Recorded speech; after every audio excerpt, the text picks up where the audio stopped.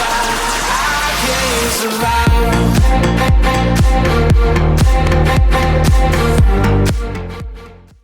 Hello and welcome to the Tottenham America channel. Today, Spurs were held to a 2-2 draw by Everton at Goodison Park.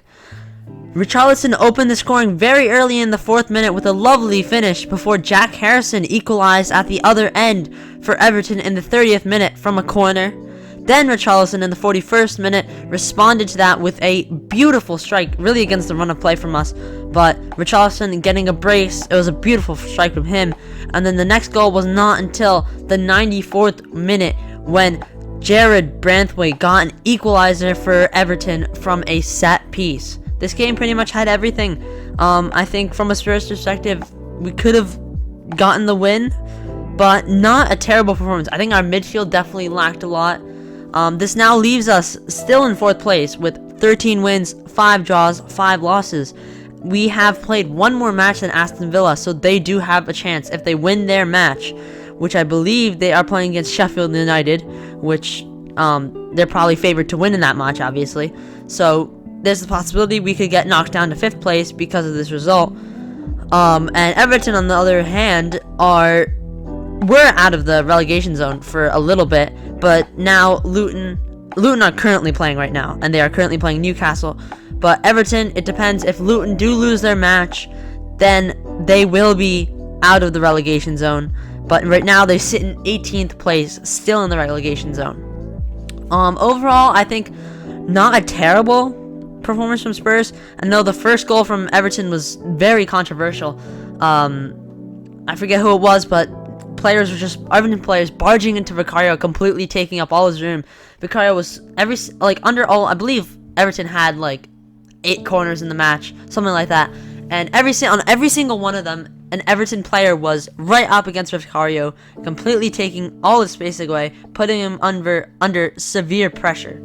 Which honestly, it was controversial, could have been a foul, but it's honestly the strategy that Everton were going at. I think we finally found a weakness for Vicario. Earlier in the season, it looked like Vicario was playing almost perfectly. He didn't really have a weakness, but now we see there's a little bit of a weakness when corners are played into the 6-yard box and when he's under great pressure. Another theory for this could be that in the Serie A, maybe fouls on goalkeepers are called more, or there's more lenience with that, and Vicario needs to get adjusted to the Premier League because they're not going to call them much, and there's more pressure on the keepers and corners. Maybe that's one thing, but still, I think it was a little harsh on Vicario because he was being completely barged on by all the Everton players. So I think that was pretty unfair. Talking about our defense, I think our defense was great. Pedro Porro was pretty good. He was not in a lot of the action, but the other half, Udogie and Van de Ven, both played very, very well, especially Van de Ven. Possibly a tied man in the match with Richarlison, I have to say, because Van de Ven was just so good. Every single time he put those afterburners on and charged toward whoever it was, Calvert-Lewin or Beto later in the match, and just timed that tackle perfectly. He came in clutch so many times for us and used his pace so well. And really, I think we could have lost this match if it wasn't for Mickey Van de Ven. Udogie was also very good today. Late in the match, he looked a little fatigued. He started drawing fouls and giving away passes, but except for the last 10 minutes stoppage time, he was very good.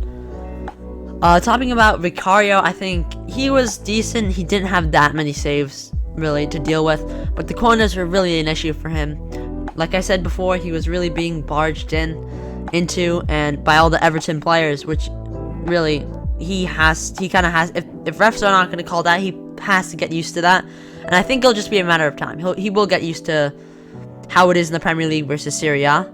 But now I'm talking about our midfield. I think our midfield is probably the poorest part, especially Bentancur and Højbjerg.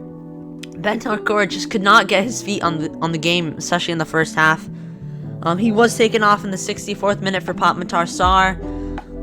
He kept making some bad passes. He just wasn't very convincing today. Højbjerg, on the other hand, I think he was slightly better. Still in the first half, not that great. Second half, he got a little better. but he still was just giving those easy passes away and making a mess of them. I think Sarr coming on after his return from AFCON helped us a lot, and not a very convincing performance from our midfield. James Maddison, though, our number 10, definitely had a much better performance than Bentancur and Højbjerg. Maddison was not as much involved in the game, especially when Everton had that momentum late second half, and late second half, and pretty much for the second half. Maddison was definitely kept quiet. He was getting marked by like 3 Everton players at all times, though, so he had no space. He was under huge pressure, and he had no space or time to play the ball. But when he did have that space and time, I think he did really well. He worked really well with what he had.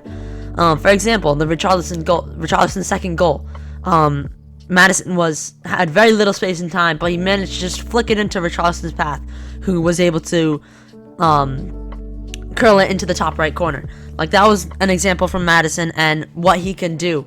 And despite the fact that he wasn't on the ball match, he did have a great performance. As for our wingers, Brennan Johnson and Timo Werner, I thought they were definitely not getting enough service. They were just kept quiet really well by Everton, and Everton especially were completely cutting the passing lanes between Bentancur and Højbjerg and Johnson and Werner. Like, they were not letting our wingers get into the action whatsoever. That's just good play by Everton, good defending from them, but Johnson and Werner kept very quiet. Both of them were subbed off. Johnson in the 64th minute for Kulusevski, and Werner in the 86th minute for Brian Heel.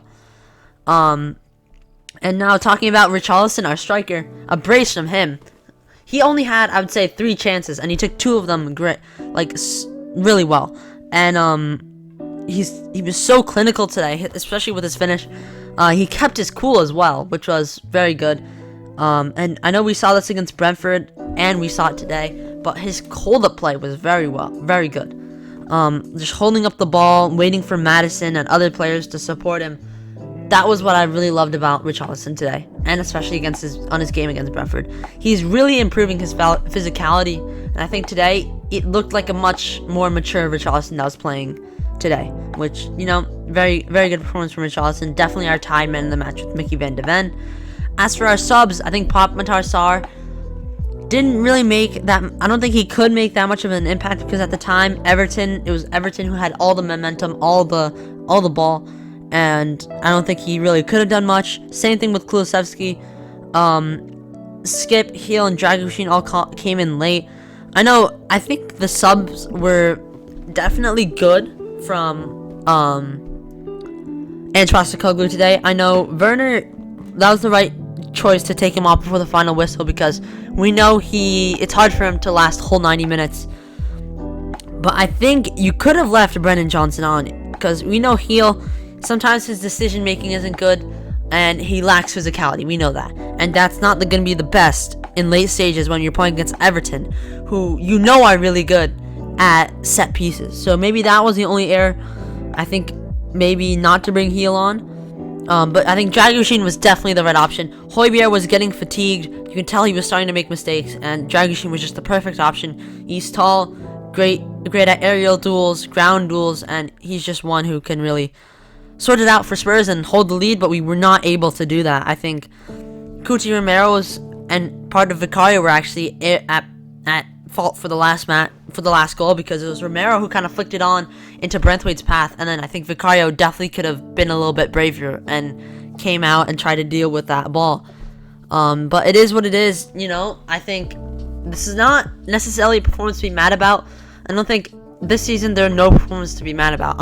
Even if we were to lose this match, I would not be mad, because we're doing a rebuild. It's going to be a long process, and stuff like this is going to happen. We're not just gonna, the first season he comes here, we're not just gonna immediately get success. So even if we don't get top 4 this season, we have great chances to do so. We have a fairly easy, I don't want to say easy, but we don't have the hardest of matches coming up. We have Brighton, Wolves, Crystal Palace, and then we have Aston Villa. Then we have Fulham, Luton, West Ham, Forest, and then we have a hard run of fixtures with Newcastle, Man City, Arsenal, and Liverpool, which brings us close to the end of the season. So it really is crucial that we win our next upcoming matches. Will be very, very crucial. Our match against Chelsea was postponed in the 26th match week later, I believe, in late February. So that means we don't have to play Chelsea till later, which honestly, from a Spurs perspective, it's pretty good. But yeah, I think that'll be the end of this video.